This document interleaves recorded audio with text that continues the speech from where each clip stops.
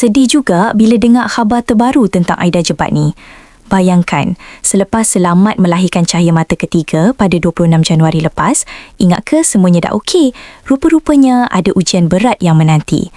Suaminya, Nabil Mahir, ada kongsi cerita yang buat ramai rasa sebab. Kata Nabil, proses bersalin kali ini memang yang paling mencabar buat Aida kalau nak bandingkan dengan dua pengalaman sebelum ni. Masa dalam bilik bedah lagi, air mata Aida tak henti-henti mengalir. Sekarang ni Aida tengah berpantang, tapi keadaan dia agak membimbangkan sebab jahitan pembedahan dia terbuka balik. Nabil cakap sampai nampak macam berlubang kat bahagian perut tu. Bukan setakat terbuka, luka tu pun ada nanas sekali. Jadi selang sehari Nabil kena bawa Aida pergi hospital untuk cuci luka. Apa yang paling buat kita rasa sayu, benda ni jadi masa Aida tengah berehat atas katil je. Selepas seminggu bersalin, masa dia nak gerakkan kaki, tiba-tiba dia dengar bunyi macam ada benda putus. Mula-mula mereka ingat kaki biasa, tapi esoknya luka tu mula nampak leaking. Memang Aida menangis tak berhenti masa tu.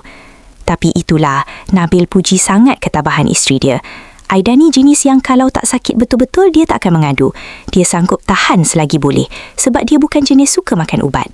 Walaupun tengah menanggung sakit yang amat sangat, dia tetap gagahkan iri senyum dan uruskan anak-anak.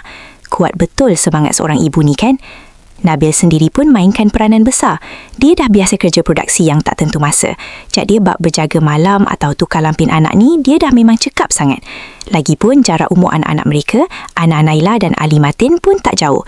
Jadi rentak tu masih ada. Sama-sama kita doakan semoga Aida Jebat cepat sembuh dan dipermudahkan urusan berpantang dia kali ini. Kesian tengok dia kena lalui ujian macam ni masa tengah nak raikan kehadiran orang baru.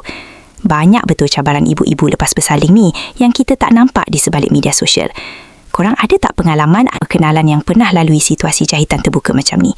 Jom kongsi kat ruangan komen untuk beri semangat pada Aida. Terima kasih kerana menonton Chua Viral TV. Jangan lupa like, komen dan subscribe untuk terus dapatkan update terkini tentang dunia hiburan Malaysia. Jumpa lagi di video seterusnya. Stay tuned untuk lebih banyak kisah sensasi.